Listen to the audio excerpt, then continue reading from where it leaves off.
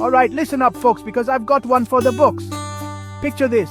20 years ago in Grande Prairie, I was a young, dumb, pale Canadian, ready for a Cuba trip of a lifetime. My buddies and I had it all planned out, and I wasn't going to spend it looking like a boiled lobster. So like any responsible Canadian, I booked myself a few sessions at a tanning salon to build up a nice, crispy base tan. Now, the day before my first appointment, my stomach started making noises. You know the ones, the deep, ominous gurgles that sound like a distant thunderstorm rolling in. But did I listen? Nah, I had a mission. I strutted into that tanning salon with purpose, into my private room, stripped down to my birthday suit, slapped on those little protective goggles, and climbed into that warm, glowing bed like a rotisserie chicken ready for the spit. The first 15 minutes were peaceful. The heat felt good. I was relaxed. And then, the first gas bubble arrived. No biggie. I let it slip out like a silent little ghost. No harm, no foul. But then, round 2 started brewing. This one had weight to it. You know that feeling when your gut sends you a warning shot? When your intestines whisper, "Hey buddy, this ain't just air." But did I listen? Nope. I was cocky. I thought I knew my own body. So I pushed. Biggest mistake of my life. What came out wasn't a fart. It wasn't even a shot.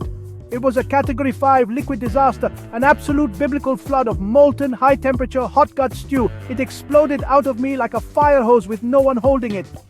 And here's the thing about tanning beds. They're convex. The head end is higher than the foot end. So as soon as the hot fecal tsunami erupted from my backside, it started flowing downhill. I leapt out of that bed so fast my goggles nearly flew off my face. Panic took over. The lava-like Pooh River was on the move, slowly cascading toward the foot of the bed like a goddamn chocolate fondue fountain from hell. I looked around in terror. No towels, no paper towels, no mop, just a tiny trash can and a box of baby wipes. I grabbed the garbage can like a desperate soldier in battle, shoving it at the foot of the tanning bed like a man trying to catch a mudslide with a bucket. But the river was too strong. I had to act fast. I did what no man should ever have to do. I used my own forearm as a poop squeegee. I pressed that hot, slick, steaming pile of human shame back up the slope, trying to corral it into the garbage can before it could hit the floor.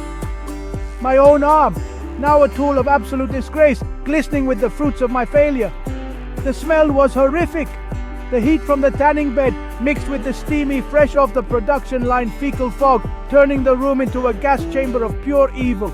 I was dry heaving while I scrubbed. With one tiny face towel I wiped up what I could. It wasn't enough. It was never going to be enough. I used every last baby wipe in that box, my hands and arms covered in a war crime, stuffing it all into the tiny garbage can like a serial killer hiding evidence. I finally got myself somewhat clean, threw on my clothes and burst out of that room like I just survived a house fire. The girl at the front desk looked up and smiled. "Would you like to book your next session?" she asked.